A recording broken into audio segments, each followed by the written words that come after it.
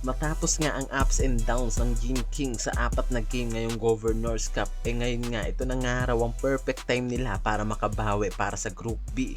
Lalo't ngayon nga nasa 2-2 standing sila after natalunin nila ang NLEX at ang San Miguel Beermen. At ngayon nga nakikita na nga raw ang magandang plano nitong si Coach Tim para sa team ng Gene Kings at talagang may mga bagong sistema ang gumulat sa atin sa nangyaring laban nito ng Gene Kings. Tara't pag-usapan natin yan mga quiz. After ng up and down na situation ngayon ng Gene Kings dito sa Group B, di na masama ngayon dahil nakakabawi ng araw ang team na to ni Coach Tim Cone. So after nga natalunin sila ng Rain or Shine at Blackwater Bossing sa dalawang unang game nila, pansin nga dyan ang nangyaring kapaan sa laro ng mga Gene Kings at yan nga raw ang dahilan ng upset nila na nangyari. At after naman yan, nakabawi nga ang mga ito nang talunin naman nila ang SMB na isa sa pinakamalakas sa team ngayon sa Group B at ang NLEX Road Warriors. At ngayon nga nasa pang-apat na spot ngayon ang Gene Kings sa Group B.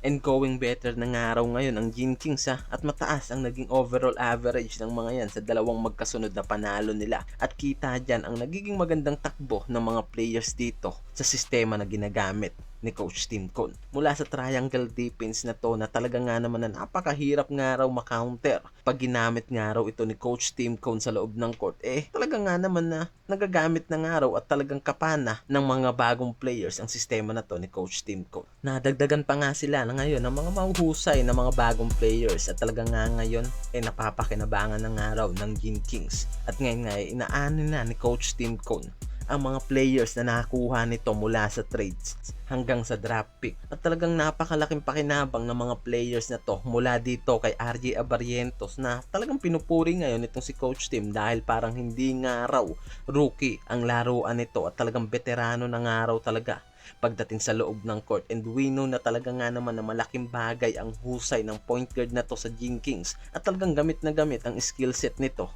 si Coach Tim Cone. Isa pa itong sophomore nila na si Stephen Holt na ngayon nga sobrang ganda ng pinapakitang laro at tumulong lang naman sa Ginebra para makuha ang 2 wins nila sa Group B. At talagang kita natin kung paano gamitin ni Coach Tim Cone ang player na to mula sa opensa hanggang sa depensa nito sa loob ng court. At nilabas lang naman talaga ni Coach Tim ang skills nito na mapapakinabangan nga raw ng Ginebra. At mabigat nga raw ang role na binigay dito ni Coach Tim na niyakap naman itong si Stephen Holt. At talaga nga ngayon na pinapakita nga lang daw nito na deserve niya ang spot na binigay sa kanya sa Ginebra.